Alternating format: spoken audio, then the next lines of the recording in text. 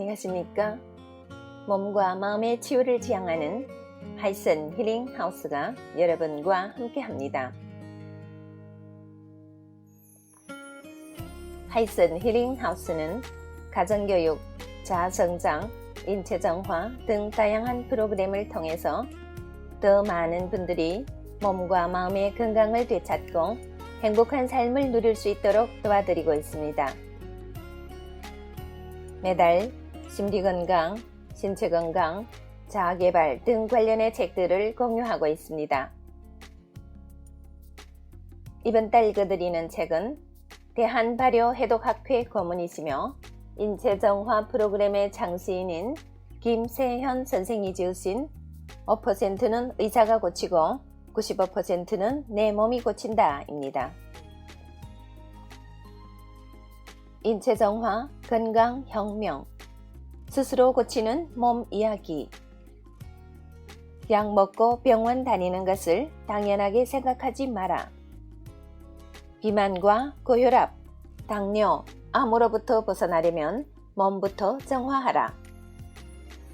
내 몸은 스스로 회복한다.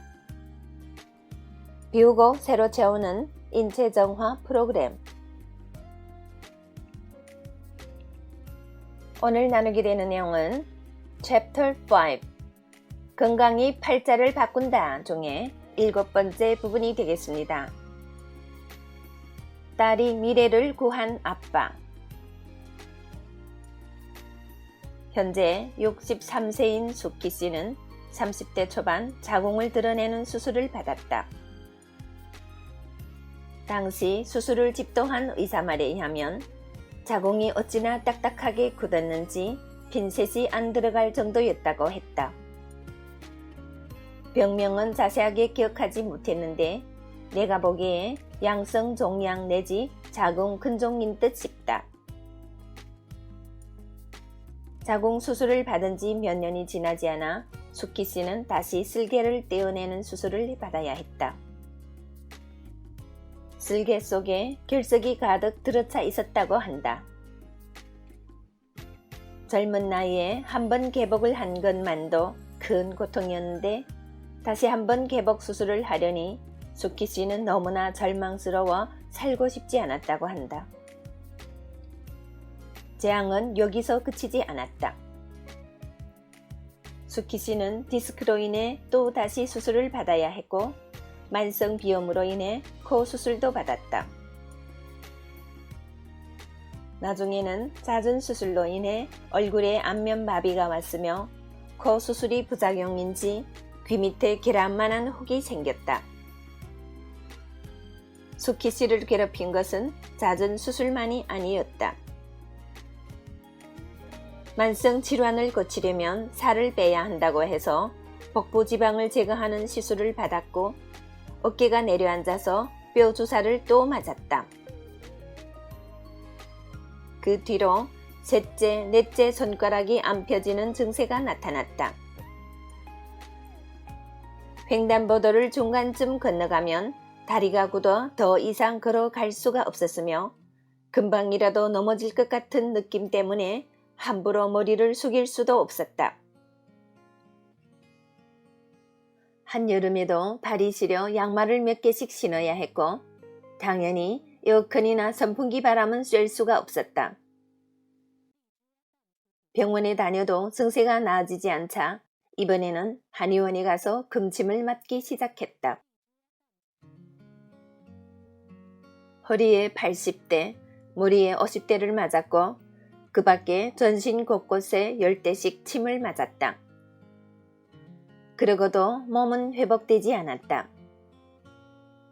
그렇게 온갖 병에 시달려 몸이 만신창이가 되었을 때 수키 씨는 드디어 복합활성 효소를 만나게 된다.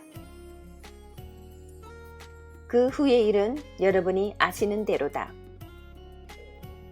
복합활성 효소 섭취 열흘 만에 수키 씨를 괴롭히던 증상이 하나 둘씩 없어지기 시작하더니 한 달 프로그램을 마쳤을 때는 수키 씨를 괴롭히던 모든 증상이 거의 다 사라졌다. 손가락이 펴지고 귀 밑에 달려있던 계란만한 혹도 없어졌다. 살도 많이 빠져 88 사이즈를 입던 몸이 66 사이즈로 줄어들었다. 만성 피로도 사라졌으며 어깨 통증도 다 나았고 혈액순환이 좋아져 얼마 전 피부 나이를 측정하니 50대 피부라는 결과가 나왔다고 한다.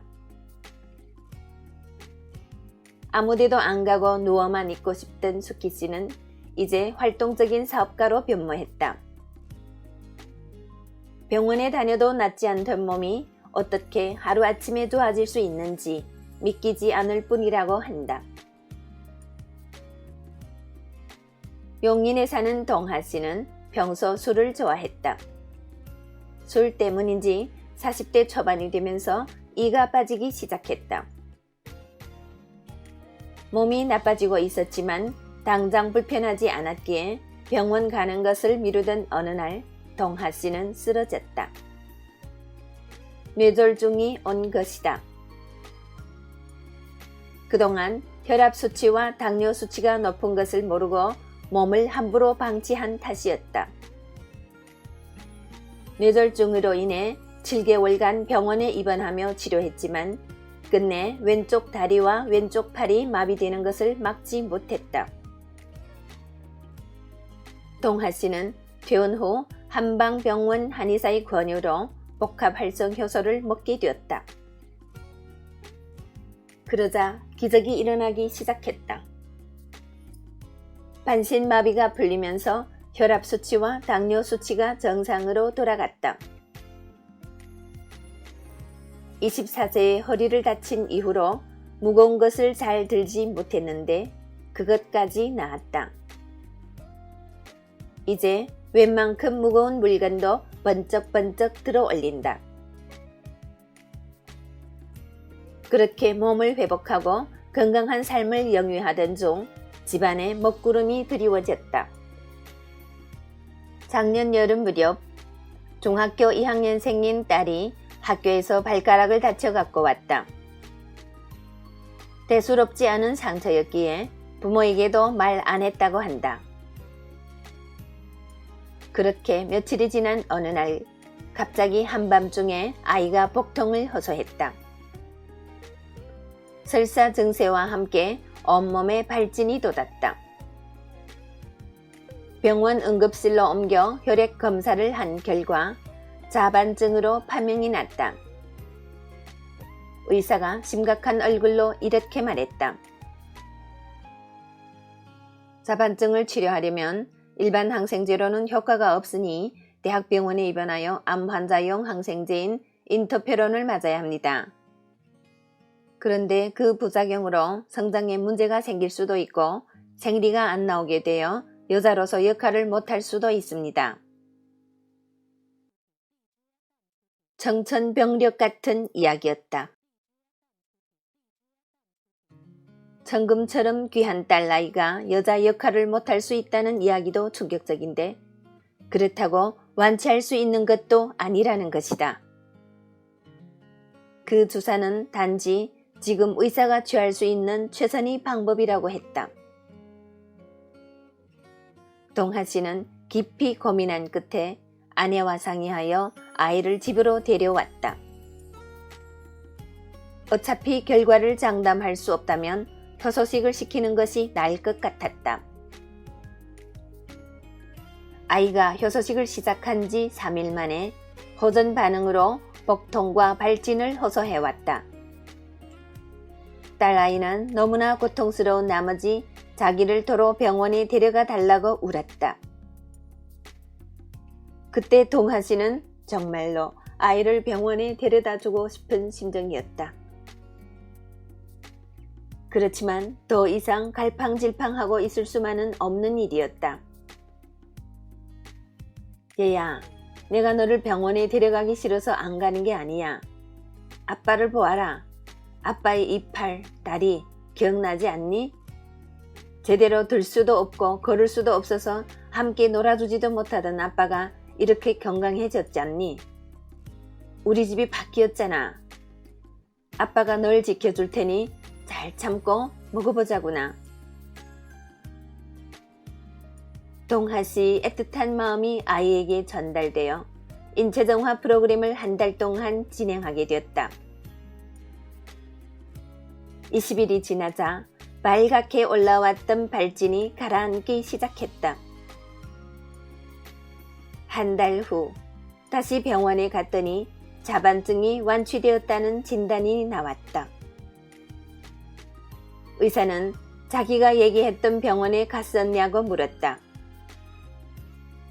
동하 씨는 다른 치료는 안 하고 효소식만 했다고 대답했지만 의사는 자기 상식으로 이해하기 어렵다며 믿지 않았다. 아무리 마음이 강한 사람이라고 해도 자식에게 응급 상황이 닥치면 당황하기 마련이다. 병원에서 딸을 데리고 나올 때 동하 씨 심정이 어땠을까? 평소 복합활성 효소를 믿는 사람이라고 해도 위급한 상황이 닥치면 지푸라기라도 잡고 싶은 심정으로 병원을 의지하게 되는 법이다. 그게 보통 우리들 마음이다. 하지만 동하 씨는 용기 있는 결단을 내렸다. 직접 체험하지 않았으면 할 수 없는 일이었다.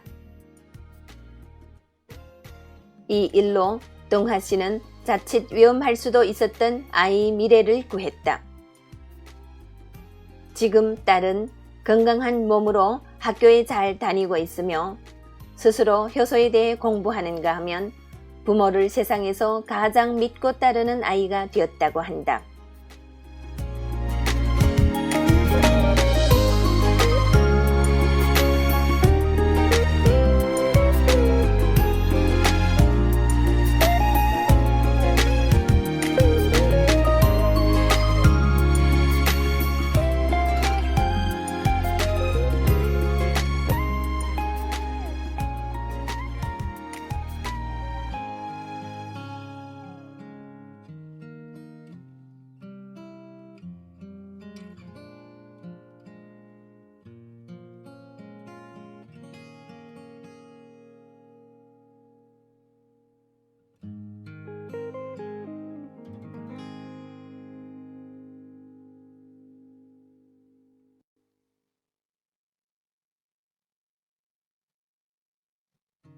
네, 눈물 없이는 볼 수 없는 인생 드라마가 아닌가 싶습니다.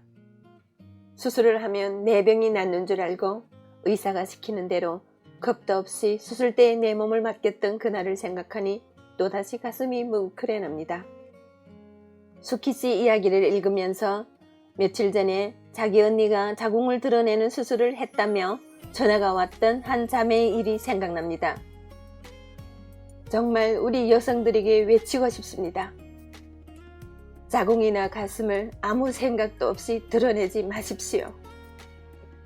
소중한 내 몸을 지킬 수 있는 건 오직 나 자신이라는 사실을 기억하십시다. 소중한 내 몸을 더 알아가고 소중한 나 자신을 지킬 수 있는 여러분이 되시길 기대하면서 오늘의 내용은 여기에서 마치겠습니다. 애청해주신 여러분 대단히 감사합니다. 여러분의 건강, 풍요, 행복을 기원합니다.